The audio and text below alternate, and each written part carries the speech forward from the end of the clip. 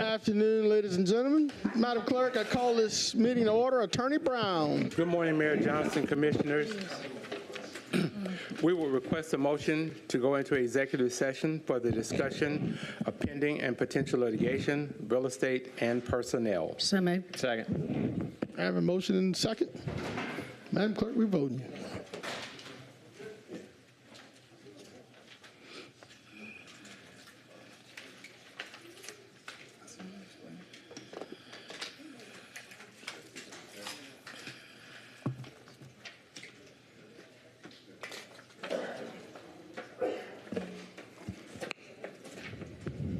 Okay, that motion carries with Mr. Lewis and Mr. Garrett out. Thank you, Madam Clerk. We're now entering executive session. Thank you so much.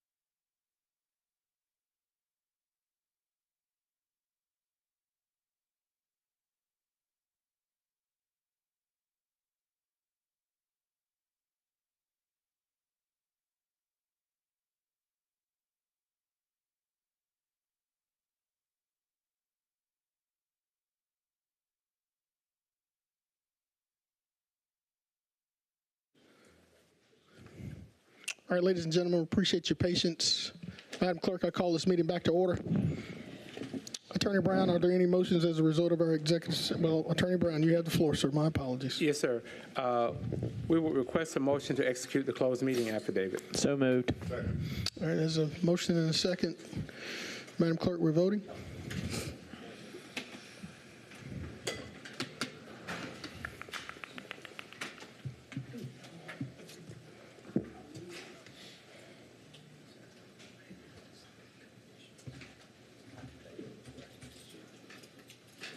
Ms. Johnson?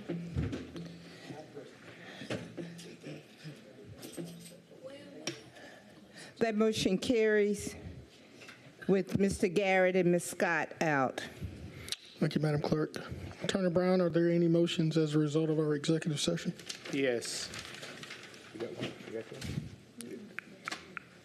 The other one. The other one. Give me one. Oh, you give me one. Yes, sir. We request a motion to authorize condemnation to acquire a portion of a property for a federal highway-funded and GDOT administered Wheeler Road right-of-way and permanent easement. Parcel number 030-008-02-03444 Wheeler Road. So moved. Second. All right, there's a motion and a second. Madam Clerk, we're voting.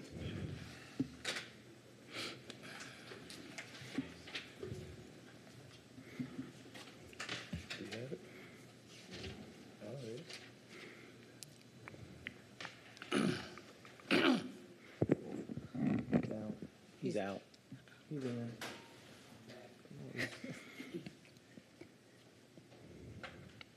That motion carries with Mr. Garrett and Ms. Scott out.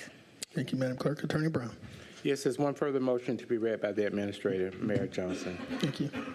Thank you, Mayor Johnson. I have a motion to authorize the administrator to adjust the vacation accrual rates to be equivalent to the years of service with the Augusta Richmond County District Attorney's Office for employees Amanda James, Christina Kalpa, Ziana Gonzalez, and Jason Reeves. So moved. All right, there's a motion. Is there a second? Second. There's a second. Madam Clerk, we're voting.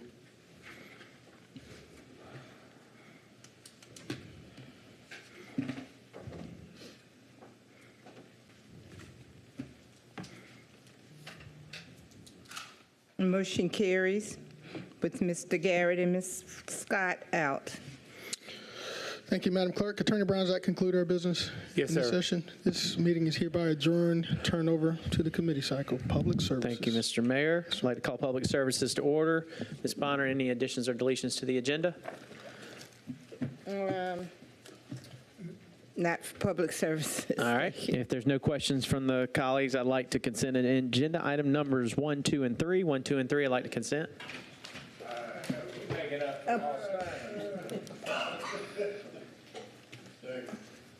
Can I get a motion Motion. and a second? Got a motion and a second. Voting, please.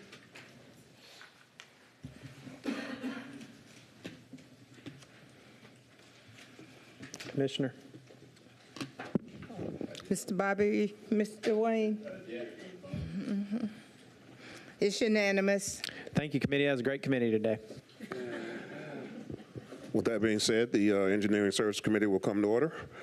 Ms. Bonner, is there any additions or deletions to the agenda? Yes, sir, we do. All righty.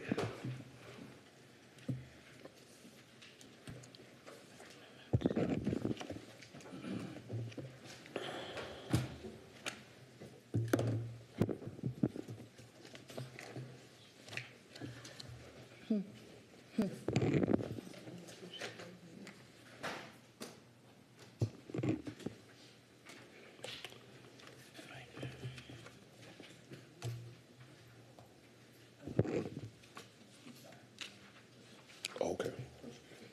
And what are those for engineering? Okay. Okay, well, go ahead on that. Yeah.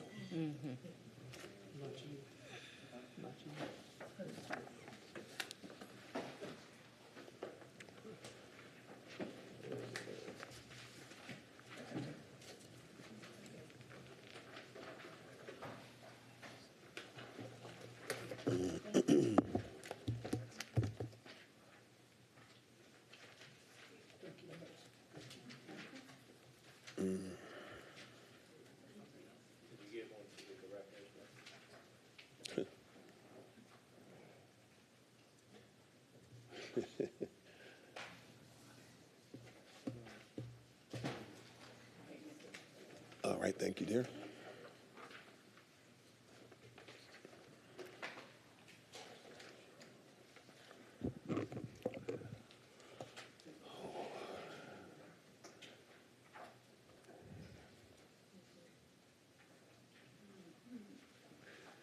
And if I could, on committee members, if I could get, without objection, add to the agenda.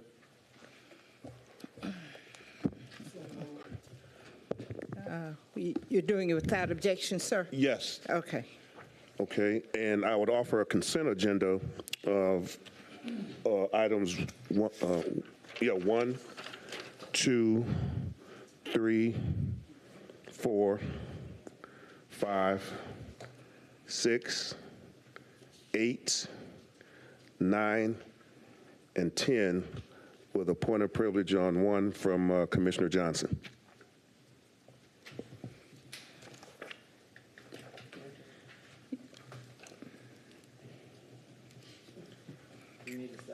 Oh, I'll second. Well, I'll go ahead and make the motion. Actually need a motion. So move. Okay, and then, all right, we've got a motion and a second. If there's no further discussion, committee members will vote by the usual sign.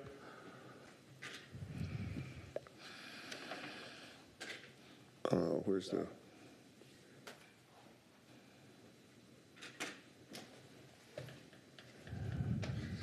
That motion carries with Mr. Garrett absent. All right, Madam Clerk, we'll begin with the point of privilege on item number 1, and then we'll go to the item number, and then we'll proceed from there. Thank you, Mr. Chairman. I wanted to just take an opportunity, whenever we do something right for the constituency of our community, I want to always take the opportunity to publicly thank the ones who made it happen. So I want to thank John Usry over our traffic division for working with the community to get this residential parking permit program passed.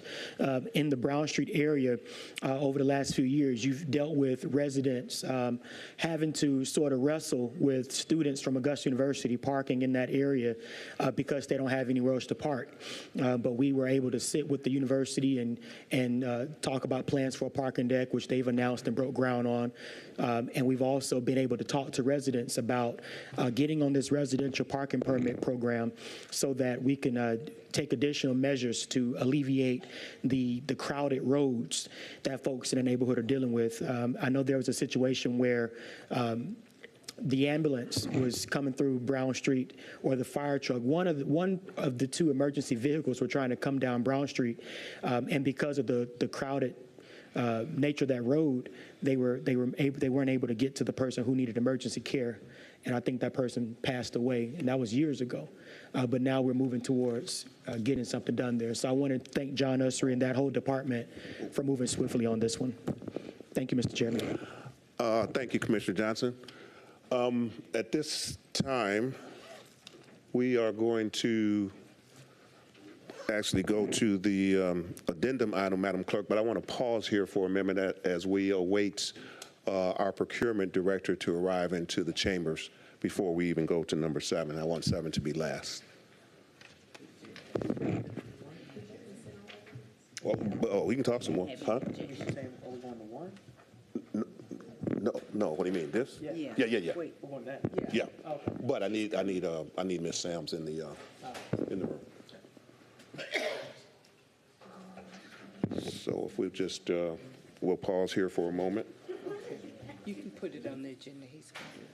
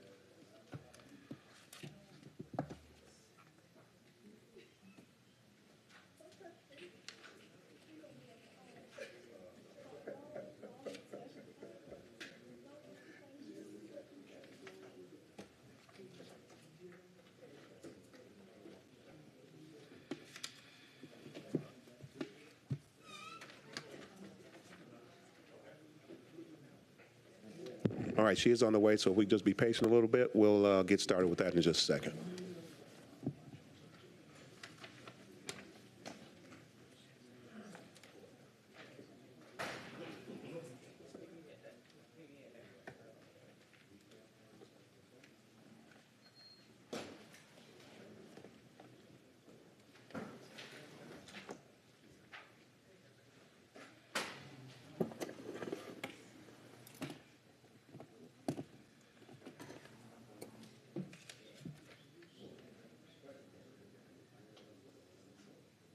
Which one is it? The one on top, the first one.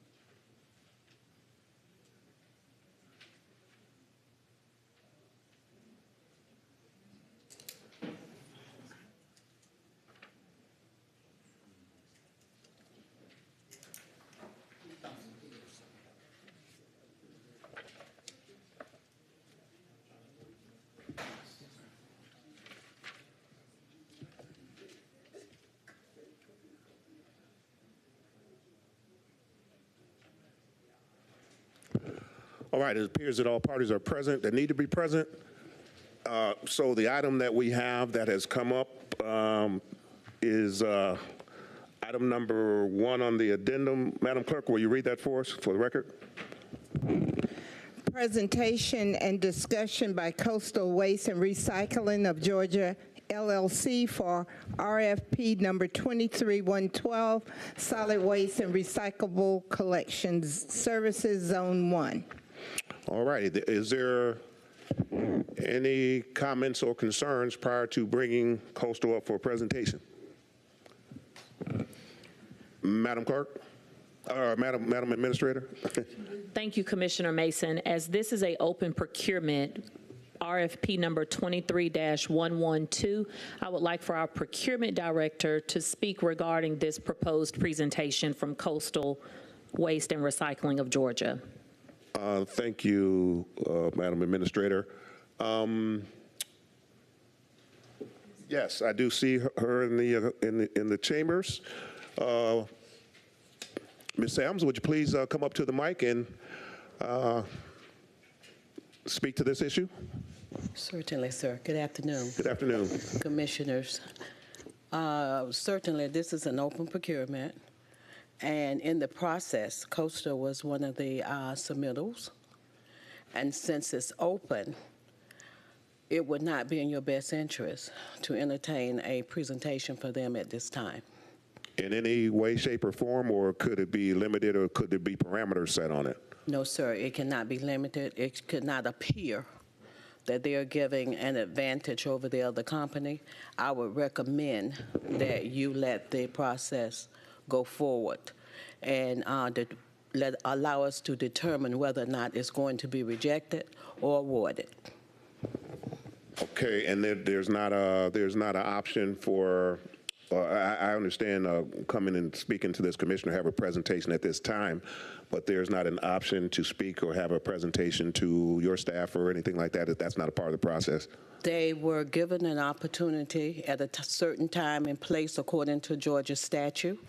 And that presentation was given before an evaluation committee.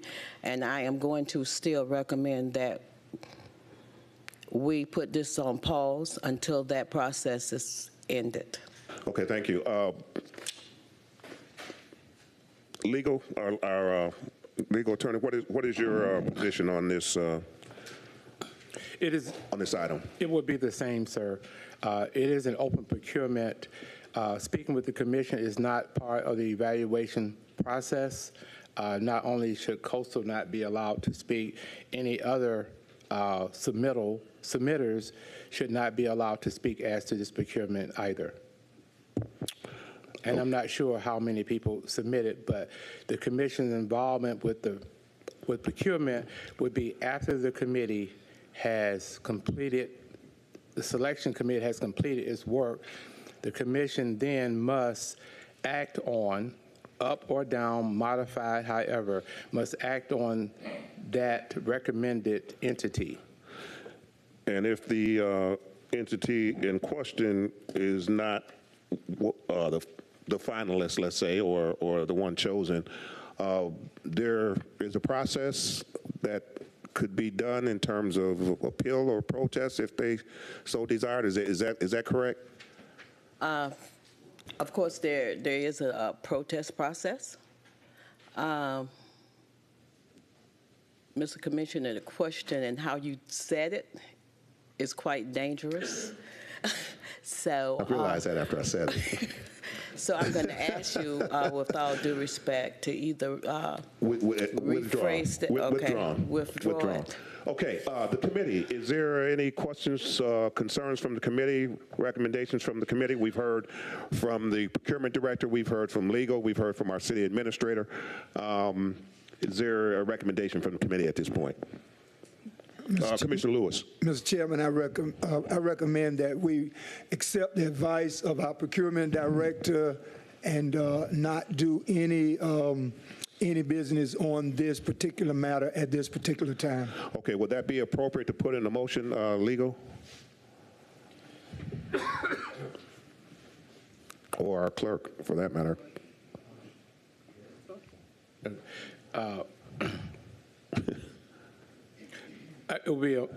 I'm not giving him the motion. What he said could be a motion itself. I interpret his motion as a motion not to proceed with the addendum item, which would require a second.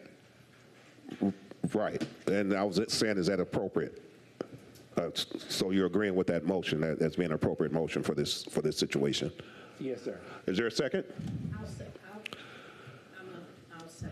All right, so we have a motion and a second. What I want to say to the proposed vendor, that you've heard what has been said here today, and that's, I guess, pretty much what we can say today. And if there's no further discussion, then commissioners vote by usual sign. Commissioner. Mr. Chairman. Oh, I'm sorry, Commissioner Guilfoyle. Thank you, Mr. Chairman. This question is for our procurement director, Ms. Sams. Yes, sir. You said this is an open bid process right now, is correct? Yes, sir. All right. It comes before the commission, who the engineering as well as procurement selected, I guess here in the near future. Is that correct? Yes, sir. And if it fails, let's say by chance it fails on the floor, who y'all the chosen vendor, what's the next step? If it fails on the floor, then you're given an opportunity to either rebid it or go to the second seat in accordance to your procurement code in Article 7. Okay. Thank you, Ms. Sams. All right, Now, very let good. me, may I clarify something? Yes, ma'am. When I say go to the next seat, not the Yeah, commissioners. yeah. Not the commissioners. The procurement department and the evaluation committee. Okay, thank you. All right, very good. Commissioners, vote by usual sign.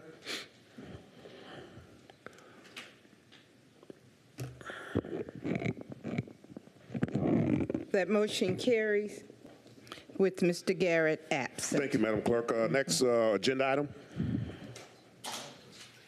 Huh? That will be item 7, sir. That would be. Item 7 is a motion to approve the administrator's recommendation to extend the residential solid waste and recyclable collection second transition agreement between Augusta, Georgia and Georgia Waste Systems, LLC, from July 1st, 2024 to December 31, 2025, for $21.86 per house per month.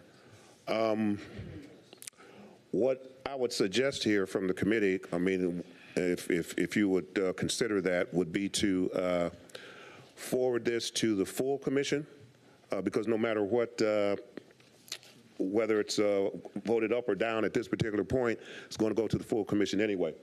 So without having certain members here, I think it would be in our best interest to have the full commission hear it, and then we'll be able to move on from there. Commissioner Franton.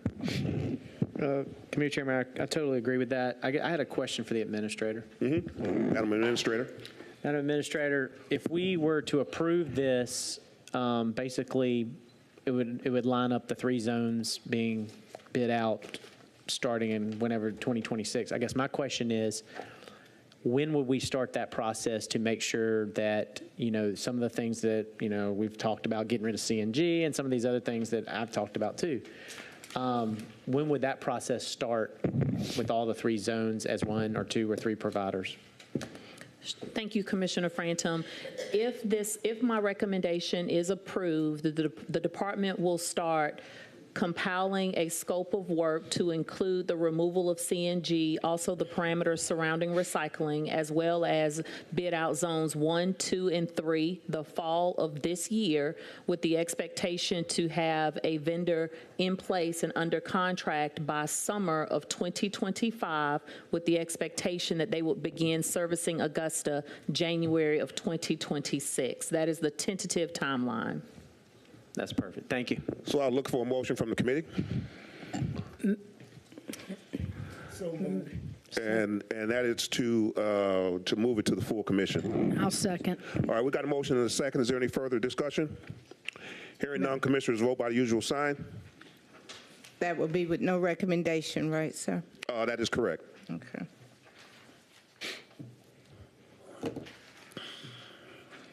That motion carries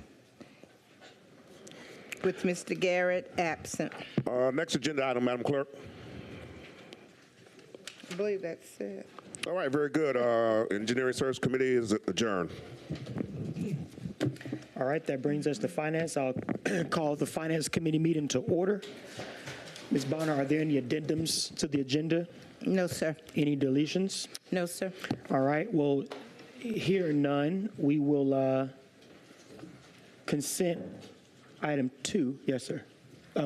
Commissioner Mason. I just need to do something real quickly. The information that we got from Coastal, if it was passed up here, it need to be passed back. Yes. Well, yeah, Is that not correct? Great catch. we'll get it off your Okay, I diet. just see him leaving, and I just, I don't want to hold on to anything that's that we shouldn't have. Thank you, Commissioner. We didn't look. I ain't look. I just, Haven't been You over. weren't here. You weren't here. Yeah. Good catch. Thank you. I depend on you.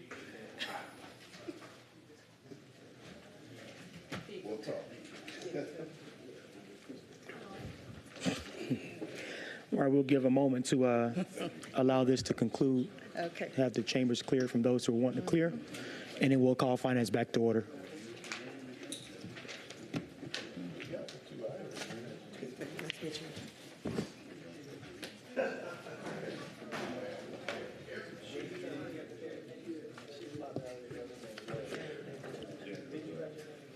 right, we'll call the Finance Committee back to order.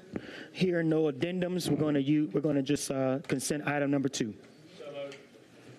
There's a motion. Is there a second? Second. There's a second. Voting.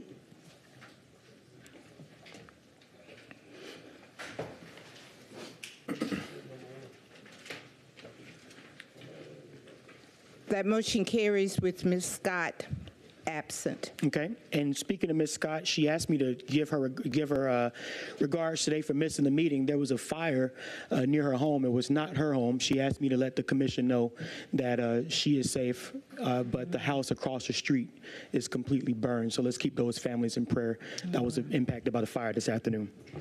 All right. Item number 1, Ms. Bonner. Item number 1, Dr. Donna Moran, providing a preliminary jail population study from publicly available data. Good afternoon. Dr. Moran, would you please state your name and your address for the record? Dr. Donna Marine, 1833 Kissing Bower Road. Okay, please proceed. This is not mine. This one's mine. All right. Good afternoon, commissioners. About a month ago, I heard you guys unanimously vote to commission a jail study.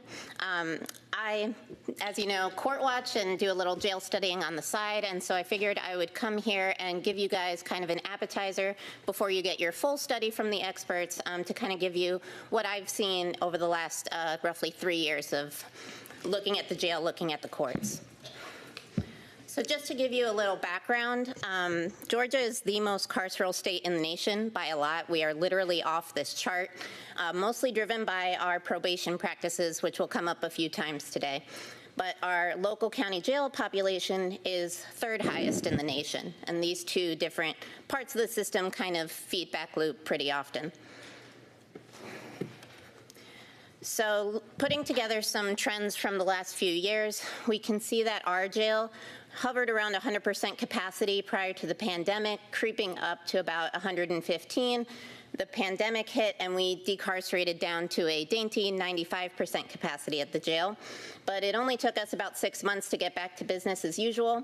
And lately we've been around 120% capacity. So I can understand why you guys are looking to expand the jail, because overcrowding is never good.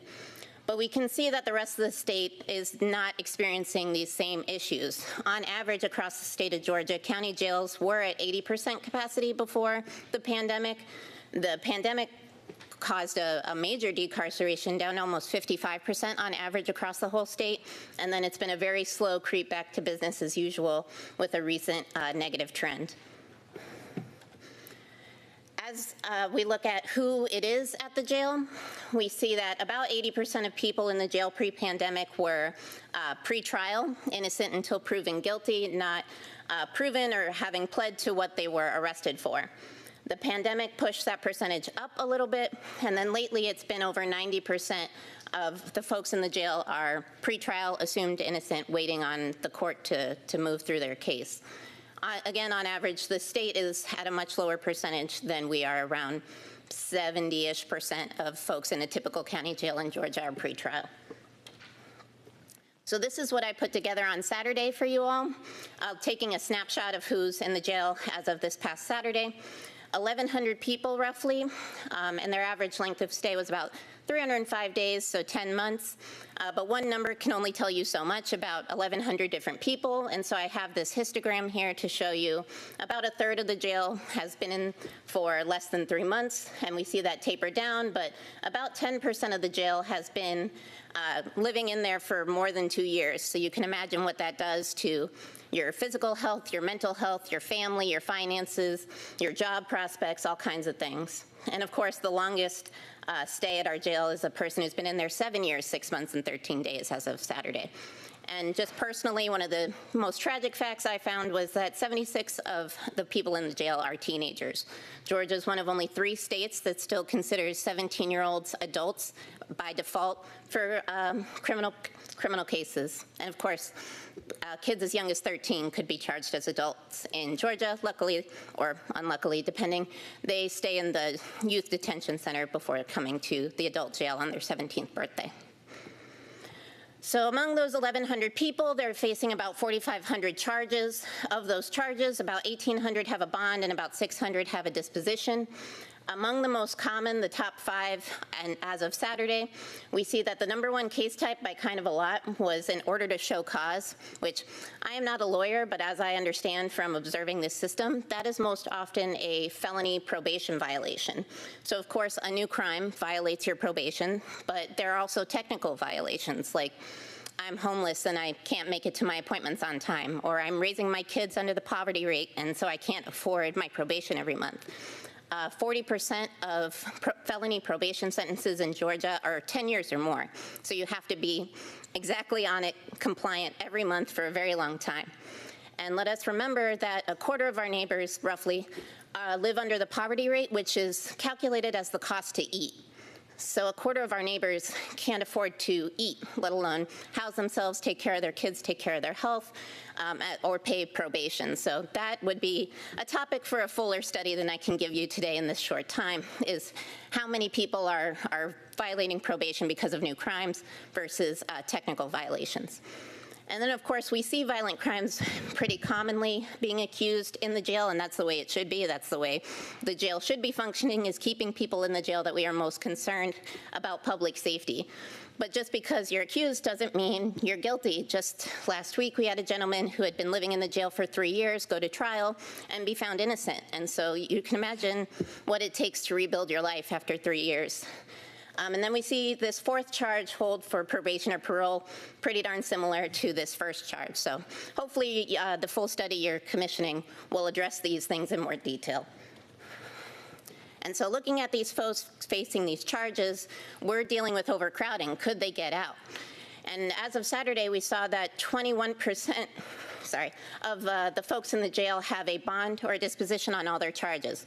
And so again, the histogram to show you the spread of these 234 people, most of them have a bond lower than $10,000. So we have 4 bonding companies approved to work in this county. They charge 12 to 15% depending on a variety of factors. So if each of these people, these 90-something people, had $1,500, they could be out of the jail tomorrow. But, you know, that would be another question for a longer presentation, a longer study, is how many of these folks are being set bonds that said you could get out of the jail if you had money, but they don't have that money. And you'll see this person here, the lowest bond, she's been in for 37 days. And so at this point, we've paid more to incarcerate her than it would take to get her out of the jail if her friends and family had those resources. But it's not good enough to just take a snapshot and pretend that's the way it looks all the time. Well, I also summarized each of my snapshots from January 2024 to look at kind of the ebb and flow of what happens in the jail. I found 346 new bookings. 51% of those people were released in January, so that's great. But 25% of the folks arrested in January were still in there as of March. And then again, tragically, to my mind, 29 of those arrests were teenagers, so a teen a day entering our Richmond County Jail in January. And then we see what they were arrested for. 34% of those folks were arrested on a felony charge. Almost a similar amount, 30% were arrested. Their highest charge was a misdemeanor. 80 of them were administrative, so frequently bench warrants or child support, you know, not a crime per se, but a issue with the court system. 7% didn't have the data in a method that I could get at. 6%, they had no Richmond County crime. It was another county's crime that we arrested them and housed them until they could be picked up by that other authority, and then 4 were local ordinance violations. So if we do that math, 346 new people came in, 176 left the same month, and then of the folks in jail on New Year's Eve, 206 of those folks were released in January. And so if we do that math and we keep up January's pace, we will, with business as usual, very slowly reduce the jail overcrowding issues. So I've given you a very surface level look at the problem. I'm going to talk a little bit about potential solutions, but again, I only have so much time. This is an open records request for the state court misdemeanor probation records, quarterly from 2022. And I also have 2021 if you're interested. I'd love to talk to you anytime about all these numbers. But it shows that we here in Richmond County have the highest number of people on misdemeanor probation across the whole state. And so you'll see that about a third of them every quarter are just there because they can't pay their fines up front. If you can't pay it all at once, you go on the payment plan with probation, and that incurs these probation fees. And here at the end, I just want to point out that we often flip back and forth between successful and unsuccessful terminations of probation. So again, this could be a whole study on its own, and this is a contract you guys have with a private company. You know, why are these numbers the way they are? We used to address bench warrants with programs like Fresh Start and Operation Lifted Cloud. That would have eliminated these 28 days jail time that 10 people faced for missing a state court date, because we only send out notice via mail. And so you can imagine if you have an unstable address, if you never had an address, you're not making your court date if the only way to really know about it is through the mail. And that's what it costs the county to incarcerate those people for 28 days at $55 per day. If we restart these programs and keep them regular, we might want to consider adding Superior Court, because again, 8 people in January, their only issue was missing a Superior Court date, but we've spent $18,000 arresting them for 328 days and counting. So this is a slide from the administrator's budget of 2021, I believe, and it shows that 42% of our county budget goes to public safety, but 14% to the judicial system. And so if you're spending money, you know, putting cameras up around town, putting automatic license plate readers in every cop car, like if you're spending all this money to bring people into the system, and then the judicial system still operates on paper, you know, you got a 21st century police force and a 17th century court system, that's going to result in a backlog for sure. And that's why I bring up SPLOST 8. You guys are already starting to talk about SPLOST 9. SPLOST 8, we spent $26 million on the jail, and we did not fund this request right here, the Criminal Justice Technology Infrastructure Ask. And so our Sheriff's Office uses New World software from Tyler Tech that you guys bought in 2016. It's beautiful. It's going to give you great data. It can go back and it keeps the records. I used to work in the public defender's office, and so I really enjoyed being able to see that system. The judicial system, their case management system is ICON from 2003. So you can imagine a 2016 system trying to talk to a 2003 system. You're going to face problems and inefficiencies there too. I've seen folks get a bench warrant for missing court when they were already in our jail because there's no consistency between the two databases. They could misspell your name and not realize you're already locked up, and that's why you miss court. So how do we do better? We can look across the state, because as we saw in the early slides, the rest of the state is not facing the levels of overcrowding that we are. So Savannah, you know, did an incredible job. They used to be the county that incarcerated the most kids, and over the last 8 years, they made a concerted effort with data to do better and offer alternatives, and so I'd highly recommend this video right here. But they also offer different services, so like summer camps, violence intervention. Columbus does violence intervention. Atlanta has a teen shelter, which we don't have here. They also upgraded a pod of theirs for $1.4 million, so that's an interesting contrast with us as well. And then Athens' version of Serenity Advantage Behavioral Health does incredible things with their criminal legal system. So there's so many good examples we could be copying. So I did a very shallow, very quick, deep, shallow dive. We could talk a lot about mental health. We could talk a lot about homelessness. I brought my 3 years of court watching records to bring all these stories of the people that we are failing in our criminal legal system. But I only have so much time. So hopefully we can do regular workshops or a coordinating council to address these issues, or partner with outside experts. But that is what I have for you today. Thank you so much, Dr. Moran. I want to, first off, thank you for bringing this information to us. It's absolutely a wealth of information. So thank you for the work that you've done over a short amount of time. I'll submit that my colleagues, we all received an email on March the 3rd or March the 4th from Ms. Bonner with the data that we requested from the Sheriff's Office. And if you want to fact check what Dr. Moran is saying, check your emails. It's all there. You know, when we're talking about the jail population and the jail pod conversation. We know that we're going to have to build the jail pod. That's not something I don't think anyone is debating. But I look at this as an opportunity for us to bring together folks in the court system, folks here on the commission, people who have the ability to do something to figure out how we can help kind of clear this backlog up, and then also how to do it for, not as cheaply as possible, but as cost efficient as possible. We have a lot of projects that we're going to be bonding out, so we need to be careful with taking out extra debt. But the biggest priority for me is this data that you just showed and the data that we have in our emails. If there are people who are in jail that can be let out, not the bad folks, not the folks that you need to keep in, right? The people who are just waiting in there because they don't have bond to get out, or people who've been in jail for 1,000+ days or 7 years waiting for trial. I don't think that we could sit on our hands and just do nothing about that. And so I see we have a commissioner in the queue, and I welcome other commissioners to come in. But I want to suggest that we gather the troops, so to speak. We need to get judicial system leadership together, along with the commission and other agencies that has interest in this, so that we can sit down and figure out how we can start getting some movement, on clearing up our jail. I mean, the numbers don't lie. So I'll go to Commissioner Mason, and then I'll recognize you again, Dr. Moran. Commissioner Mason. Thank you, Chairman. I just want to say, first of all, Dr. Moran, that's a well-articulated presentation, and I certainly appreciate that. I'm in agreement with my colleague, Commissioner Johnson, here, that we definitely need to come together to address the problem.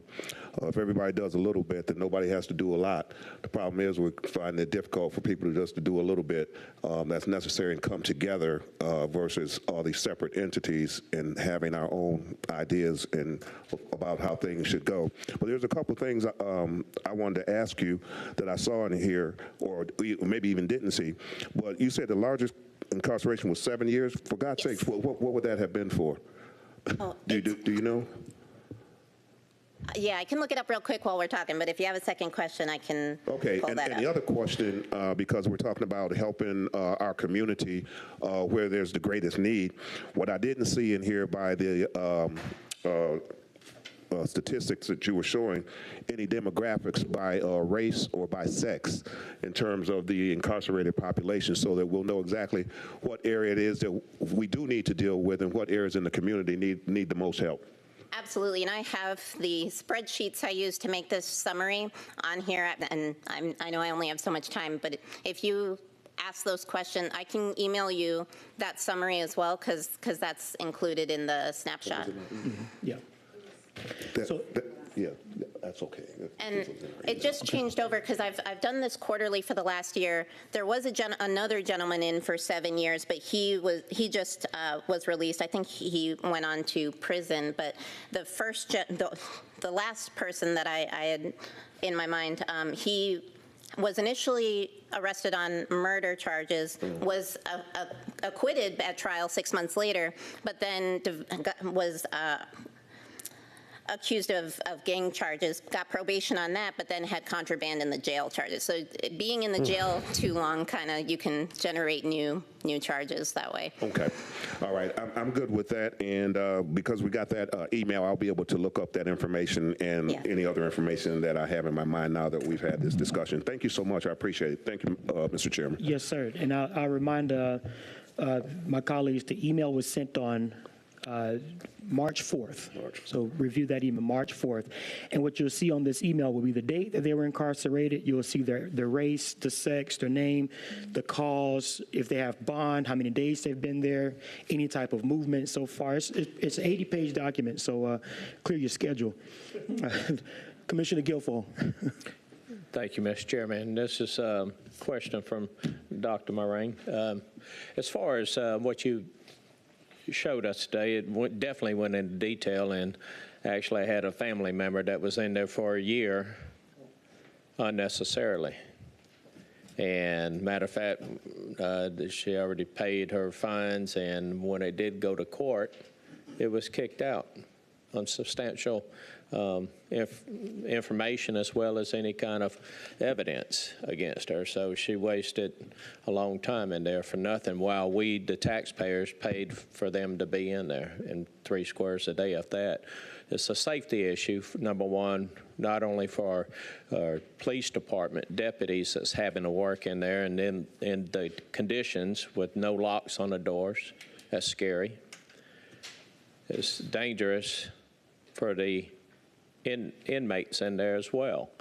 You never know who's going to come behind and give you a shank, whether you want it or not. Yeah, in the last month, I've seen gentlemen come to court for their first appearance 2 days after their arrest, and already they lost vision in one of their eyes from the fights at the jail. So you can go right in, spend a very short amount of time in the jail, and have lifelong consequences. Right. As far as, we just had a DA here earlier today. Have you reached out to the Sheriff's Department, DA, or any of the judges that is actually in control of all this? Yes, there's the DA. I've seen in the news he's implementing new programs to try to address, like first offenders, for example, some of the teens we're seeing being arrested. So I hope those programs get the funding and the support that they need to offer alternatives to what we currently have, which is primarily probation and jail. A couple of the judges take an interest in the data I can produce when I can produce it. Again, this is not, I don't want to say a hobby, but a calling other than my full-time job, so I don't always have the time to do it as regularly as I'd like. But these are systemic problems. It's great when one person here and one person there can help one inmate here, one inmate there, but we shouldn't have to my mind, we shouldn't have some of these inefficiencies that we're seeing, and the only way to address them is through systemic change. You know, if we brought back the systems, the one-off events we used to do and make them regular. You know, if we had this kind of reporting to you guys quarterly, you know, if we had a coordinating council the way some other counties in Georgia do, you know, if we just, I'm happy to talk to you whenever you want, but it can't be this one-off when we're in an emergency. It needs to be a regular priority. Absolutely, but the key players is between the DA, the Sheriff's Department, and the judges. The only thing we do as a commission behind this dais is fund our departments. I mean, that's big. And, you know, if any time there's a change, like you said, funding, there shouldn't be any funding extra needed to release people based on their over-reconnaissance. If it's a minor issue, it's crazy. You just had something up there for 28 days for a bench warrant. Put an ankle bracelet on them. That way you know that you're in contact. Would that be correct? Well, an ankle bracelet costs $300 to be put on and then $8 a day. So if they don't have the money to get out on bond, an ankle bracelet is not necessarily like an alternative because it also costs money. But the reason why these inefficiencies might be happening in this system is because the commission paid for a new database for the sheriff's office in 2016 and has not updated, to my knowledge, the court system database since 2003. And so those systems never talk to each other. And so it makes sense that you might not always be looking, and there's no data analyst position, as I understand, either at the sheriff's office or in the court system like other counties in Georgia have. So it's like, if you guys control the budget, that's huge, and you can put these kinds of checks in, these kinds of requirements, these kinds of conversations so that we don't just keep doing business as usual, because that's how where we are. We have the same challenges when it comes to communication within our own departments. We're not on the same programs. So I understand that. So hopefully that some of the judicial, as well as DA, as well as sheriffs listening to this, and hopefully that somebody will take the lead and say, hey, let's come up with a solution, because it's not good. It's not good for this community.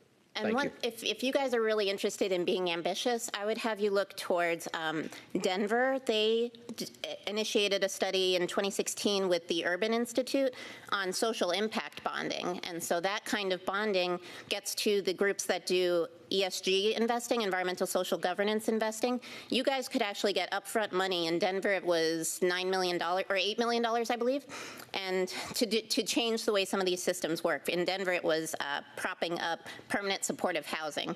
And so over the next 5 years, Denver saved so much on incarceration and emergency costs that they were able to pay back the full $8 million plus $1 million extra for those investors of theirs. So if you guys are talking bonds, social impact bonds might be a way for these changes to actually pay. So with the information you've given us, what departments, or I guess I should say, which offices do you believe should be at the table for this conversation? Because I completely echo what my colleague from the 10th is saying. Somebody has to take the lead here, and I believe that it's going to have to be the commission's responsibility to bring everyone together. Maybe not to get this thing over the finish line, but being that we're presented with the responsibility to fund this jail pod, I want to make sure that we're not putting our money into something that we don't have a full scope of yet. So I'm going to be suggesting, I'm going to do it well, I can't do it in the form of a motion, but I'm going to put it out there, and hopefully a committee member will support it, that we host a meeting of the minds, so to speak. I don't know what we can call it. I don't want to call it a workshop or something, but we need to have a meeting with those who can make things happen so that this information can be presented. And so that we can also engage maybe the Carl Vinson Institute or the Urban Institute, an unbiased source, to come out and take a look as well. So who would you suggest come to the table for this proposed conversation? I imagine the judges and the clerk, the sheriff, and probation.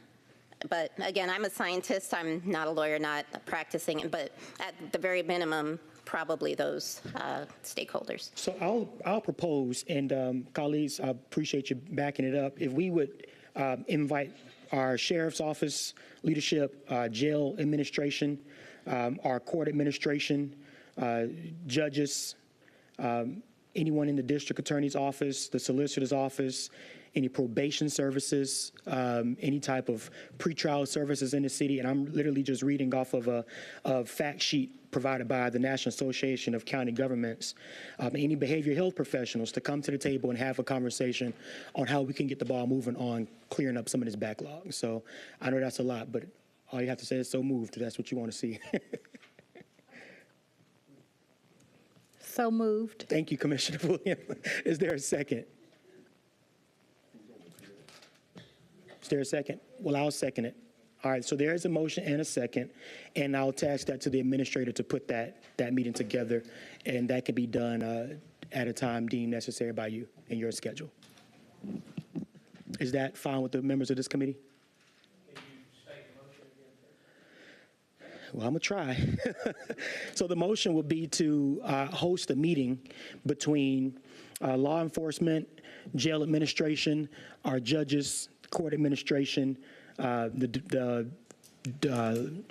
district attorney's office, probation services, pretrial services, and social services, so that we can And the solicitor. and the solicitor's office, with the intention on clearing our jail backlog. Yes, sir. And we tasked the administrator to get that meeting together. And I also would mention to engage the Carl Vinson Institute of Government. Any unreadiness? So there's a motion and a second. Are we prepared to vote? Okay, voting.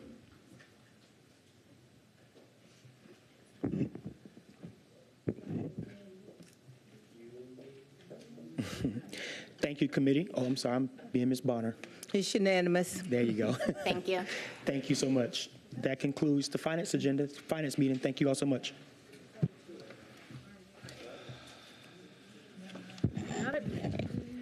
Okay, good afternoon, everyone. I'd like to call public safety to order. Madam Clerk, are there any additions or deletions? Yes, ma'am. Yes, ma'am. Okay. Thank you.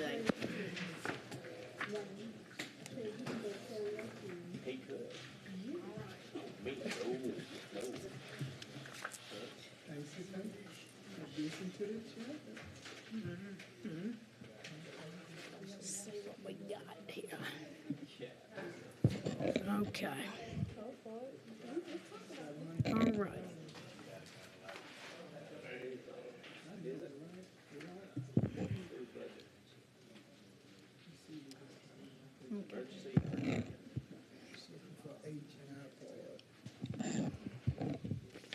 Okay, Ms. Bonner, with that being said, with an addition, may I go ahead and, if my colleagues have no objections, I would like to consent items 1 and 2. And, okay. Do I have any objections? All right. Do I have a motion? To receive it. Well, to consent To those approve, two. yeah, with To no- approve it with no yeah, objections. without objection. Yes, ma'am. 1 and 2 on public safety. You're going to discuss your addendum? Yes, go ahead. Okay. So we want to just hold off on Yeah. consenting the other two, okay? Well, no, you could go ahead on and carry through your agenda, and then we'll address the addendum item. Okay, let's go ahead and do that, please. Without, Yeah. We're doing this by motion? yes. Yes. So move. Do I, motion and, do I have a second? Okay, motion and second, voting.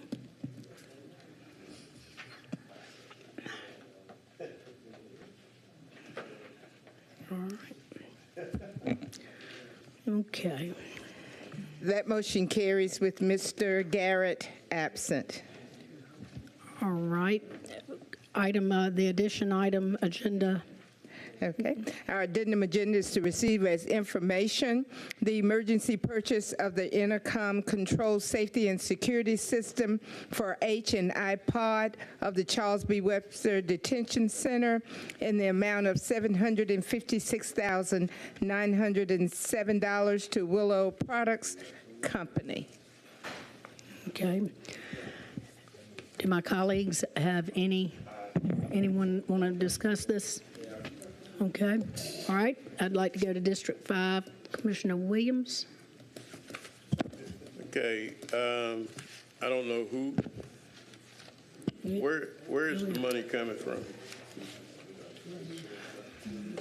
The money is coming from several different SPLOS where money was left over for the Webster Detention Center. If you look at the agenda item, you'll see there's several different accounts that's going to make up those funds. I see a bunch of numbers. That don't mean. Right, those are account numbers, but all of those are SPLOS fund accounts between several different SPLOSs that were combined to make up this $700,000+. And Commissioner Williams, I think it's also key to note that of those various SPLOST accounts, all of those dollars were allocated to the Charles B. Webster Detention Center. So we're not taking funding from any other SPLOST sources. Those dollars were previously allocated and approved for that use. All right. Well, I know we got other people to talk, but since you said it like that, I'll just make a motion to approve. It is information, sir, so I'll take that, though. That was you and Commissioner Mason. All righty. So we're going to go ahead and approve the funding.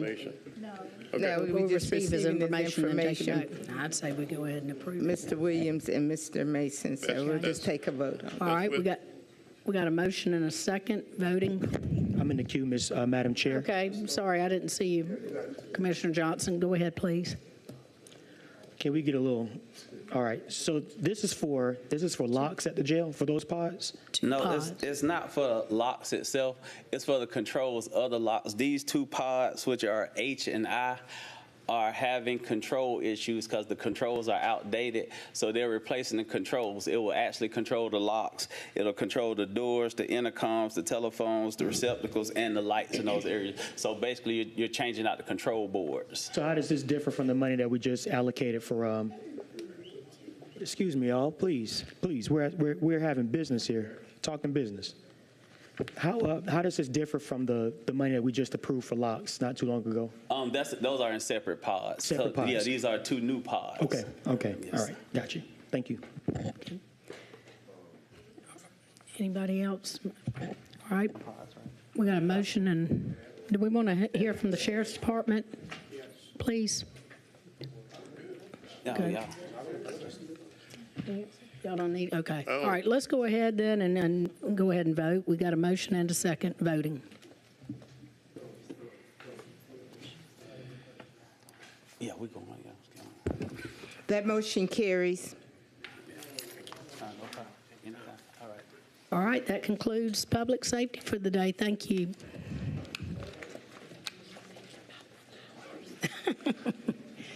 I'd like to call Administrative Services. I'd like to thank the Richmond County Sheriff's Office for coming out too. Thank you. Ms. Bonham, Yes, sir. could you, Okay,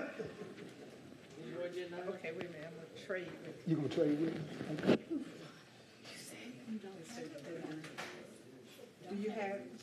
do they have these? No. Yes, ma'am.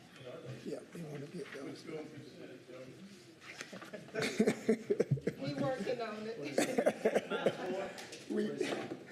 This is, I'm gonna give you this one. Give you that. There you go. I got you one. Did you get that? Yes. How many you got?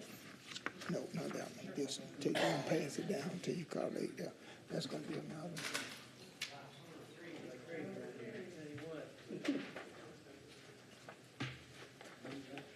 Ms. Bonner, can I have one of them that you just passed out?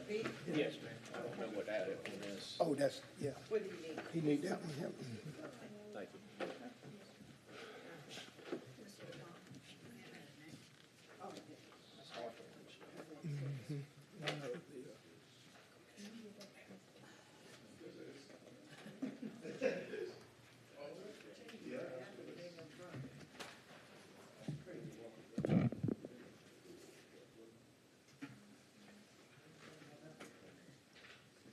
Ms. Bonham, we do have some additions to this agenda. Yes, sir. And my colleagues have received both addendum items. So what we're going to do, Ms. Bonham, is we're going to consent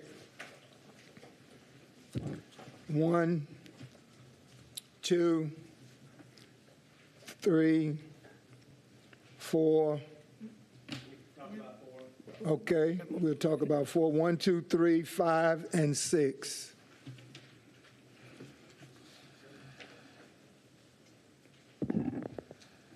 So moved. And what about, okay, and then we're adding these without objection, I assume? Sir. We added those without Yeah, objection? I'm gonna do it. So moved. We're going to consent 1, 2, 3, 5, and 6. Need a second. This committee? Are you on the committee? No, Who else is on the committee? You got a question? Who's else is on the committee? We need a second. We have Mr. Lewis, Mr. Fran, and Mr. Johnson. Okay, Mr. Fran and Mr. Johnson? Okay.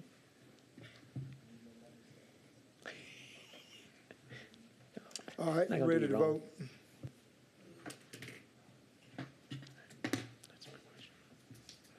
That motion carries with Ms. Scott absent. Thank you. Ms. Bonner, if there's no objections to these addenda items from my colleagues, we want to receive these addenda items. Can I get a motion? I just have a question about one of them. I mean, I agree that we can discuss them. I mean, yeah, we're good. Okay. Without objection. Receive them Without- for agenda. Receive Okay. without objection. Okay, all right. So we're going to go to item Item number 4. 4. Yes, ma'am. Okay. 4 is a motion to approve design concept plan for Newman Tennis Center Phase 1 and continue with the preliminary and final design process. Concept plans created by project manager, ISM. All righty then, Mr. Lampkin, I think that will be you. I think my colleagues have some questions, so I think unless she's going to refer these questions to the administrator, I'll give her an opportunity to ask the question. I'm in the queue. Who's going first? I'll go. There you go. Ms. McKnight, you have, Okay, yes, about 4, I was going to recommend that we if we could move this item to the next committee cycle so that the manager at Newman and Parks and Rec have decided that they're going to have a meeting and to reconcile over cost estimates. So if, I got no I mean, I don't mind making that motion. go ahead. Okay, I thank make the you. motion to send it back to Administrative Services in 2 weeks. Second. And then, can I still ask her my question, Mr. Chairman? Absolutely. Go ahead. Mr. Lampkin.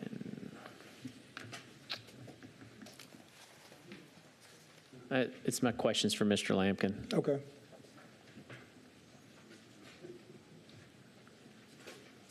You're fine. My question is that in 2 weeks, this is going to be my question. Most of tournaments that are clay court tournaments need at least 5 courts for a clay court tournament. So my question is, what does that do to the project cost-wise in 2 weeks? You don't have to answer it now. And in this meeting that I'm sure you're going to be at, asking the people what kind of maintenance support we could get from them. So the maintenance isn't the issue, it's that we do the project right. Because I'm concerned of doing 2 courts and not 5 courts when that's what they need for a tournament. And let's do it right the first time. So that's kind of what I would ask that in 2 weeks that we can have a discussion about. Yes, sir, and that's why we asked to move it so we can gather that information, especially maintenance-wise and the cost of the maintenance and how much staff it would take to do it. So we need a little more time gathering that information. We'll sit down with Deputy Jackson and the tennis center and kind of hash those things out in the next 2 weeks. Yeah, and especially if there's a way to have any kind of community partner on that too. I mean, they want it, you know, we build it, but we need support of the community too. Right, and that's what we're looking at. Thank you. Thank you. Mr. Jackson, was there anything that you wanted to add? No, sir. Okay. Thank you. All right. Ms. Bonner, We're going to do that without objections, right? without objection. Okay, thank you.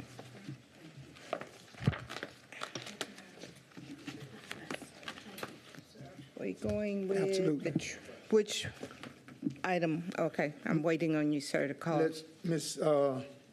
Bonner, let's move to addendum item from HCD. Okay. Addendum item, motion to approve Housing and Community Development's request of $72,846.01 to provide funding for the amendment of one agreement involving the installation of one road within the Twig Street corridor identified as Ace Alley, part of the Laney Walker Bethlehem Revitalization Project. Work has been completed. Thank you. At this time, if Director Welch will come, since we're just receiving this, and kind of give us some background on this particular item. I don't want my colleagues to be caught off guard with this. So if you can explain to them the purpose of your being here and us receiving this at this time. Thank you. Yes, sir. Mr. Chairman, members of Vice Chair, members of the committee, Mr. Mayor, the members of the commission. So this item is an item to approve actually a change order for a lane. Some people call it alley. We call it a lane, a part of the Twig Street corridor. We first came before you all back in August, of last year. You all approved this agenda item to be able to develop a alley and or a lane, which is aiding in putting a parking lot in the back of houses right off of Twig Street. Because of this, we've been able to develop 3 or 4 additional properties. This item has gone through the proper channels. It has gone through the proper queue. The issue here with this, from a transparency perspective, is that it was approved after 9 a.m. So based on that, we are dealing with a subcontractor. So I thought it'd be fitting to try to uptick it as opposed to waiting for a delay and having this subcontractor having to wait additional 3 to 4 weeks. He really needs his money. Not saying that that's his issue, it may be my issue, but that was the reason for adding it to the addendum, to be sure that we can maintain a grand partnership with one of our subcontractors to get them paid. All right. I have a couple of colleagues in the queue. Commissioner Franklin. Thank you, Mr. Chairman. Mr. Welcher, my question is, why is the change order almost half of the project total cost? So, based on documentation assessments, of course, that was done by the Department of DOT. We provided information also based on information that's coming from Infrastructure Systems Management. They provided, if you look within the documentation, of course, they provided a detailed description in regards to exactly what the work write-up calls for. So based on that, we're paying to the penny what the recommended was based on our ISMs, what their recommendation change order was, based on unsuitable soil, unsuitable specific to unsuitable sub-base soil material, based on excavation as well as having to come back to be able to develop. So you're saying at the time it wasn't known, and that's the reason there's $152,000 on it. Most definitely. And we went into the process, the change order was needed, $72,846. Yes, sir. It definitely was not known. Okay. When we start digging water tables and those things, so Yeah. it's definitely something that was not known. That's a big miss, I feel like. And then I guess my only other thing is that we had a lot of roads paved in this community, and frankly, some of them I'm not happy about because the manholes are like 2 inches, but they don't make the road up to the manholes and stuff. And we hear about it's a brand new road, but so my question to you is, like, whoever's doing this, are we making sure that none of that stuff happens on Yes, those sir. roads? Because Yes, sir. it's annoying. There have been no issues, sir. Okay. And for the record, ACD is not typically in the infrastructure business. Right. But this is just a alley that to prevent and to keep traffic off of the main street of Twiggs, we thought it was best to put the driveways in the back. So, but typically we're not in the business of developing infrastructure and roads. Gotcha. Motion to approve. All right, I got a couple more colleagues in the queue. Commissioner Guilfoyle. Actually, I had the same question as Commissioner Franum. I was concerned about 50% of the project. It was increased for the change order. I was trying to find out in the wording. Is there any wording in the document, Director Hawthorne, about? If you go to the Infrastructure System Management, there is a breakdown description from a work write-up perspective. From ISM? Yes, sir. So they gave the requirements, and then that's how the contractor quoted it? Yes, sir. So, ACD we always go into contract with a general contractor. Typically, we don't do construction management, but we do go into contract with a general contractor, whether it is, the type of work that you see here before you, whether it is rehabilitation, whether it is new constructions. We always go into agreement with general contractors who at that time, they pick whoever they want from a developmental team perspective. So based on that, ISM is a part of the general contractor's team. Okay, I didn't know Mr. McCord was in the paving business, number one, but I guess if you sub it out, it's all right. Yes, sir. Second of all, ISM, what liability do they have because they put these stipulations in the contract to be quoted out and they missed it? Is there any recourse? No, sir, not at this time. I think from our perspective, we hold the general contractor liable for any and everything. That's who our agreement is with. When we give the general contractor the information to quote on, and they quote it based on what we give them, it takes him out of the picture then. If he would have went out there to the site and measured himself and figured it himself, that's a different thing. It was after we started digging, we found that there were unsuitable soil. So I don't think that there was anything that we could have known ahead of time. Yes, sir. It was after we began and we started. So I think we came before you all in good faith on last year based on that estimate. And then once we started digging, we found the water tables and the unsuitable soils. Okay. No longer. Water table said it all. Thank you, yes, sir. Director Hawthorne. Commissioner Johnson. Thank you, Mr. Vice Chair. Question for the director. I know you're not in the infrastructure business, but I'm asking you this infrastructure question.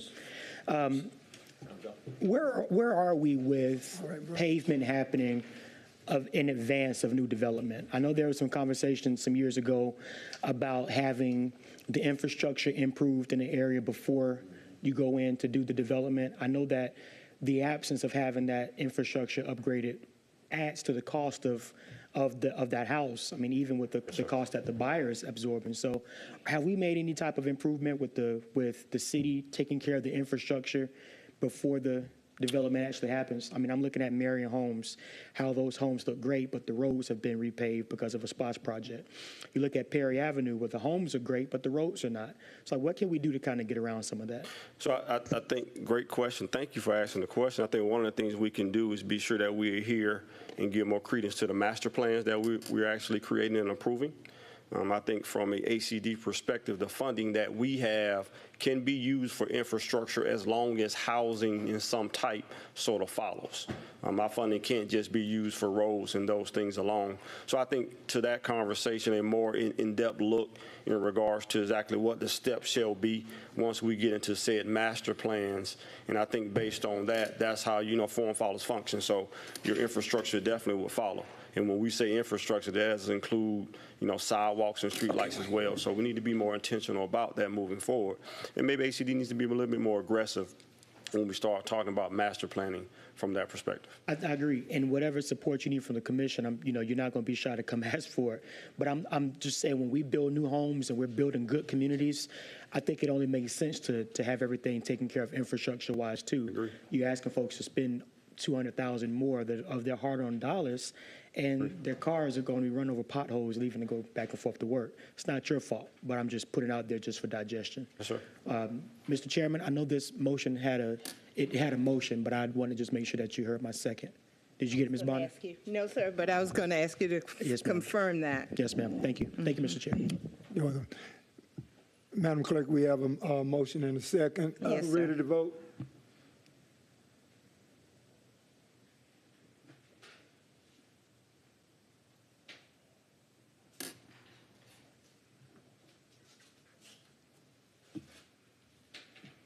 It's unanimous.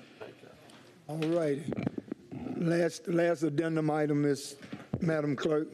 Okay. Item number 1, discuss approval of Phase 2 audit of the city-county building by Train as it relates to the Augusta-Richmond County Energy Savings Pact project. In addition, approve $398,000 to Train for Phase 2 audit. All right. I think my colleague, Mr. Mason,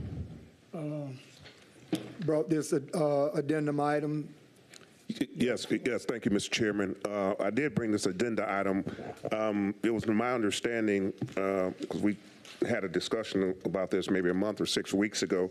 I didn't see it on the agenda, and I was just wanted to bring it forward to find out where we were at and why it wasn't on the agenda previously, what we need to do.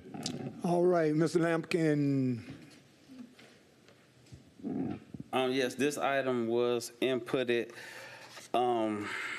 by me to be on the agenda for today, but it was some questions that arose about it as far as going into the audit, the finances behind the audit. I believe all those questions have been answered at this time. And so it was asked that it be added back to the agenda. What this is we're already in Phase 1, about to complete construction of Phase 1 of the PAC project. And due to some information we found out about tax credits that's being given by the federal government to take advantage of that, we now have to have construction of Phase 2 in place by January 1 of 2025. And so that's why the forward motion and the urgency to get this audit done. So if we do decide to move in construction to take advantage of the 40% tax rebate that we can get, we need to kind of get moving on it. So this is to approve Train doing another audit of our facilities that was not done in Phase 1. And then what that will allow us to do is to then determine what the cost savings would be. So everything that you see before you are preliminary. All those numbers are preliminary numbers. We won't actually have a full set of concrete numbers until the audit is complete. So the thing now that we're doing is to get the audit done. So what we're asking for is approval for the audit. We'll take the funds for the audit of the $398,000 from our SPLOST 8 account, which you don't have to pay if you go into construction. So you don't have to pay the $398,000 unless we decide to go into construction. If we don't decide to go into construction, if we go into construction, it'll just be inside the project. Okay, thank you for that. I am in support of Train and the things that they've done for us thus far and even moving forward. But I'm also in support of the process being done properly. So I just want to make sure that, because you said there was a couple of issues maybe with finance and/or the administrator's office also. Do we have that cleared? Well, can I ask our county administrator to? You may. Madam Administrator, could you speak to that and kind of see if this is something we can get cleared up, or what would be the best way to move forward? Sure, Commissioner Mason, and thank you for this opportunity. Director Lampkin stated that he requested for this item to be added to the agenda. I was not aware that this item would be added to the agenda. I became aware of this item last week, Thursday, in that it was presented to several commissioners as well as presented by way of a agenda through Mooney Code, and it lacked key financial data to allow not only the finance department but me as administrator to be comfortable with what the actual request was. I also find concern with the fact that Augusta procured and has on contract a engineering firm by way of a consultant that assisted us with phase 1 with Train and the $25 million performance contract by the name of NV5, who has not been consulted regarding phase 2. We have not received any updates regarding phase 1 from NV5's perspective, who is our consultant. I am by no way stating that this is not a viable project. What I am stating is that my office nor the finance department was given the due diligence and the time that is necessary to review all facets of this project, especially considering it is proposing not only tax credits, but also a bonding opportunity of about $5 million. So in total, this $14 million project still has several questions outstanding. I met with Mr. Lampkin on yesterday. It is extremely concerning to me that of the list of facilities, 48 is already listed. Of that listing of 48, 42 were included in our phase 1 audit. Mr. Lampkin explained to me that that list is fluid and can be changed. However, the documents that are presented before you today with those 48 would require commission approval and would be signed. So again, my office, as well as the finance department, has not had the appropriate amount of time necessary to fully vet this project and bring forth to you a recommendation, hence the reason why the project was not approved to be added to the committee agenda for today. Okay, so I'm not on this committee, but I did want to bring that forward for the committee to hear. It's certainly up to you all to determine exactly which direction that you want to go in. Is there a time urgency that I hear on this? That is correct. And just for clarification purposes, we're not approving for the project to be done. What we're approving is an audit for a project. Like I said, if the numbers don't add up based off the audit, we don't have to go into construction. Also, our third-party consultant, NV5, has been consulted. They are working on a price for me to be a part of the original audit once it is approved today, and waiting to hear back from me to see if it's approved to go forward with the audit.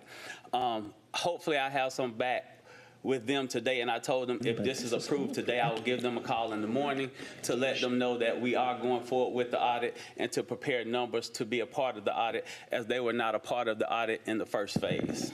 So, Mr. Lampkin. I'm finished. Ms. Mason, so, Mr. Lampkin, if what I'm hearing you say is, it seems to me that we're doing this in reverse order, and I think that what I'm hearing from the administrator is that I think that we should have a meeting of the minds with all parties, be it the administrator, finance, NV5, and then bring this, then bring the proposal. And I understand it's just an audit that's being done, not the work, not the scope of work, but just an audit. But it would, I would venture to say that wouldn't those entities be a part of even the proposal to do the audit, be in the room as well? I mean, we have a consultant, NV5, that has worked with us on the first phase. Am I correct? That's correct, And sir. if we're going to be moving toward the second phase, now I went to a presentation at your office, great presentation. I'm all in for everything that it was going to do and how it's going to save this county. And I mean, great presentation. But at the same time, we should have all of the parties together even before we do the audit so that we don't have to worry about going back. So what I'm saying is we have things kind of in, you say you spoke with them on today and will be able to give them information based on our voting on today. It seems as if we ought to be getting ready, we should be doing this once we do get approval, not waiting to get with them after the approval. No, sir. Commissioner Lewis, what we're doing is, with NV5, they will be a part of the audit itself. So what they're waiting on is to give me a price to be a part of the audit, so that then them and Train will be together to walk through the audit process to determine then if the project is feasible. Because what NV5 will do at that time is on the buildings that are being audited in the audit process, will say how is cash flowing and if that cash flow will work, and it's something that we need to go into. Also, when it comes to that list, that's a part that is a floating list, it's a rotating list. As stated, we can always change the list. I'm sure some commissioners that may want some other things done that we can alter the buildings. So like I said, we've been talking about this since September. It was a meeting that was had in the administrator's office between us, Train, and I believe Commissioner Mason himself was a part of that meeting on the phone as well when we first started discussing phase 2. Like I said, the reason for the increase in the speed of the process is to take advantage of the tax credits that's available. Also, Finance has met with Train a month or so back to discuss the financial part, but we cannot get any concrete definition of what it's going to be until we determine these are the buildings that we are doing. This is how it will cash flow. So like I said, all this is preliminary. Once you approve the audit, then we can get into a more concrete definition. But like I said, we are already working with NV5 and Train together. It will continue on in phase 2. Of course, like I said, I've already spoken with NV5 to increase their contract to be a part of the phase 2 process. If we do the audit and decide not to go into construction because it doesn't cash flow, then we will at least have the audit to say, this is what we have, these are some of the issues that you're facing, and we can work on a plan to fix it in the future going forward. So that's why I said this is just to say, hey, let's move forward with a phase 2. All parties have been informed and are available. And like I said, NV5 are working on the cost, not only just for the audit, but if we do decide to go in construction, their construction management piece of it. So if I'm hearing you correct, this price, this cost for the audit, if we do not do anything, we pay this cost. Correct. If we do something, then this cost is part of everything that we're going to be doing. in the project, correct. So, Madam Administrator, if you, can someone get out so she can get in, please? Madam Administrator, hearing Director Lampkin in this particular presentation, and I know you say that you all weren't involved, you finance, you weren't involved in this part of it. Having heard what you've heard and what we've heard, what would be your recommendation? My recommendation, Commissioner, would be to forward this to the next Administrative Services Committee agenda. Okay, 2 weeks.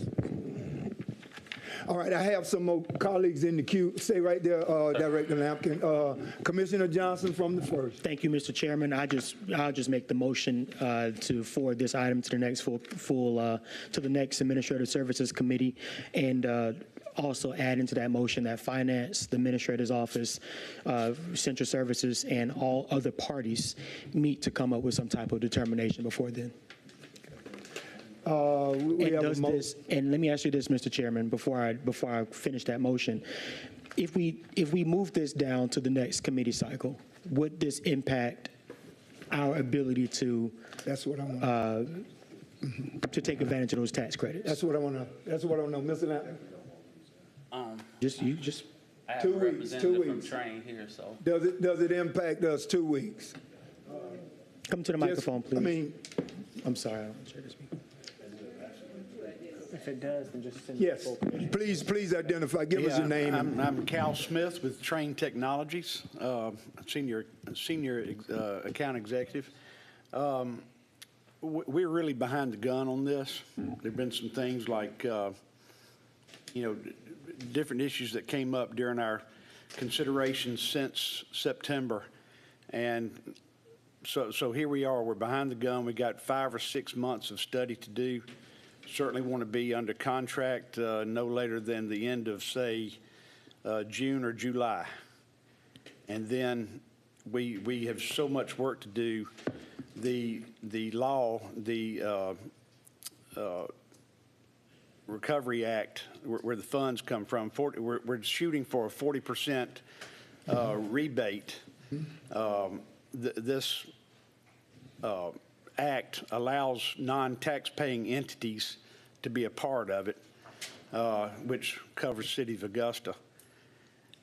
If we don't meet the December 31st deadline, which would be perhaps putting footings in the ground, we got to have a substantial amount of work done to clear the hurdle. Then we drop down to 30%.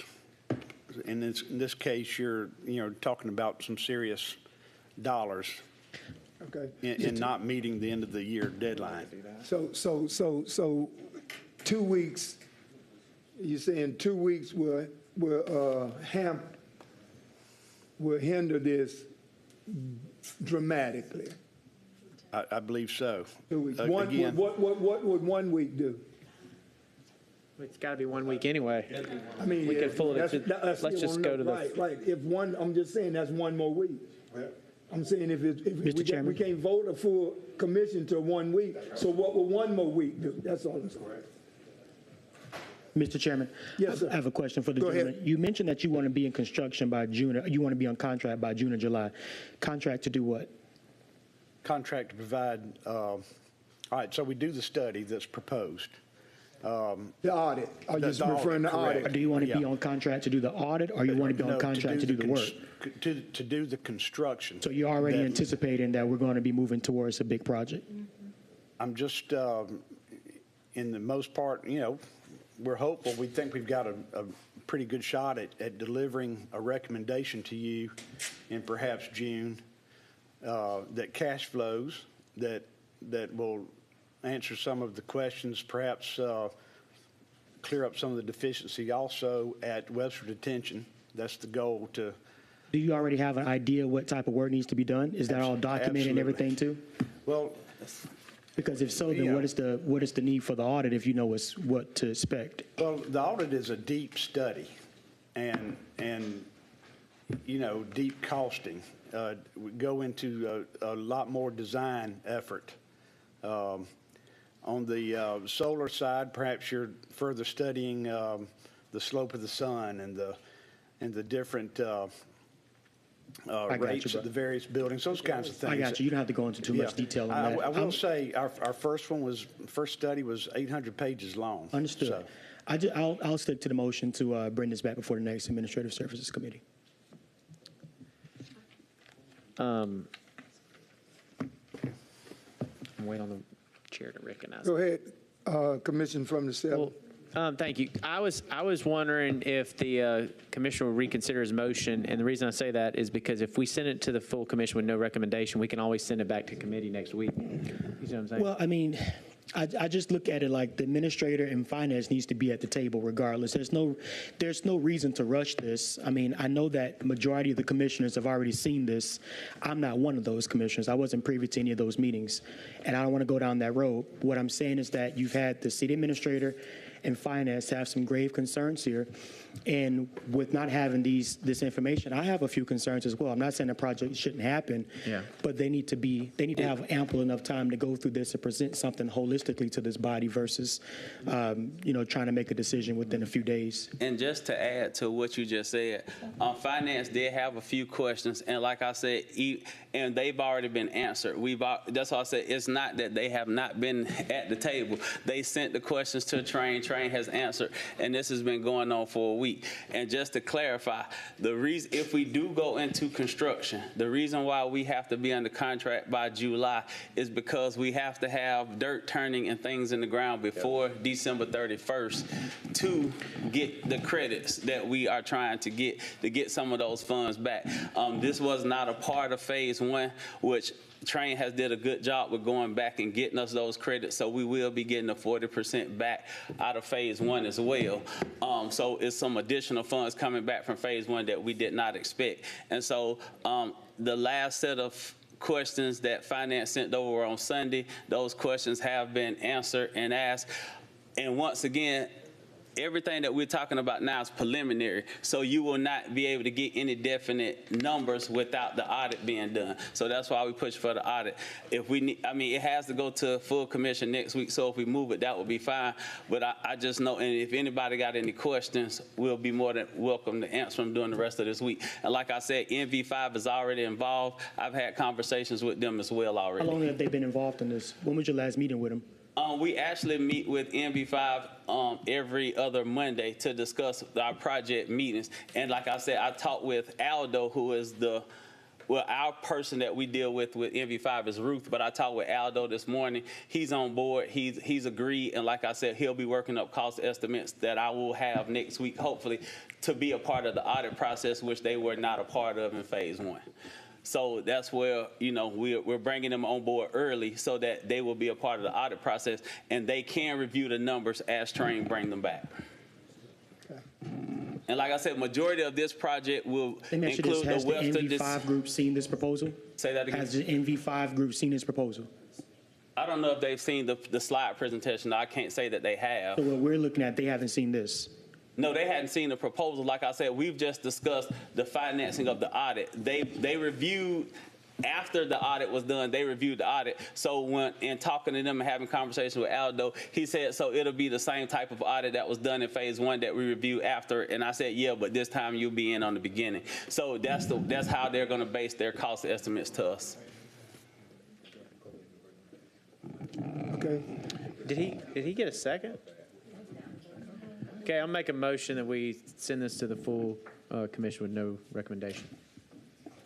Administrator Dowds, we have a motion. Administrator Dowds, you in? Thank you, Commissioner Lewis. I just wanted to clear up some statements that the interim director Lampkin made.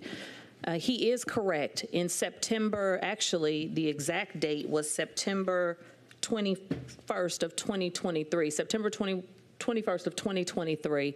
Yes, my office, as well as the finance department, as well as Train and Director Lampkin were present to talk about phase 2. At that time, we had many of the same questions and concerns that we have today. I had not heard anything else about phase 2 until last week, Thursday, when the agenda item was not approved. And so since last week, Thursday, and even as of yesterday when I met with Mr. Lampkin, a lot of my questions were still unanswered. A lot of the questions from the finance department were still unanswered. I just received notice from finance that questions that were sent to Train on Sunday night, were answered today. So while we will make a valiant effort to have additional information for you by next week, because we do understand the time constraints that are related to the tax credits that may be available, we just did not have the professional courtesy to allow us the review of the information, one, prior to it being presented to the commission or various commissioners, as well as two, prior to it being entered into the system for approval. If that had been done, if we had spoken with NV5 and gotten their blessing of phase 2, this conversation would be a moot point. But none of that occurred, but yet we will make a valiant effort to have as much information available by next Tuesday. Mr. Mason. Yes, let me just add one thing to that, because maybe it ought to be a directive so that there's no confusion, that the various entities, whomever they are, to include, I didn't hear anything about procurement being included in this process, and I don't know if that's something that should be done now, or is that later, or how are people talking, and who's the mediator, and all that. So we direct specific individuals, which is finance, our administrator, procurement, and if there's anyone else, Madam Administrator, that needs to be involved in that, that's what the motion should hopefully direct that to happen from this commission. It must happen, because it seems like more of an internal issue than an external issue. Absolutely. And those internal issues we're responsible for and should be able to fix. And quite frankly, I'm tired of processes, if they're not being followed properly, that always falls on us. And so we've got to clean that up. So with that being said, I'm not on the committee, but I'm hoping that can happen. We have a Mr. Chairman, I made a motion earlier, it died, so I'll just, Sean's died too, so since we're making dead motions, I'll change what I originally was asking. So I'll say to forward this to the full commission with no recommendation, but also to direct the administrator's office and other parties to meet prior to that meeting. I'll second. I'm still of the opinion that 2 weeks is not too much, but I know to get something done, we have to compromise. I'll second my USO brother. There you go. Madam Clerk, you have that? John Clark got that one. Okay. We got a motion and a second. Are we ready to vote? All right, we're voting, Ms. Mon. Thank you, Director Lampkin. No problem. Ms. Bonner, that concludes administrative services.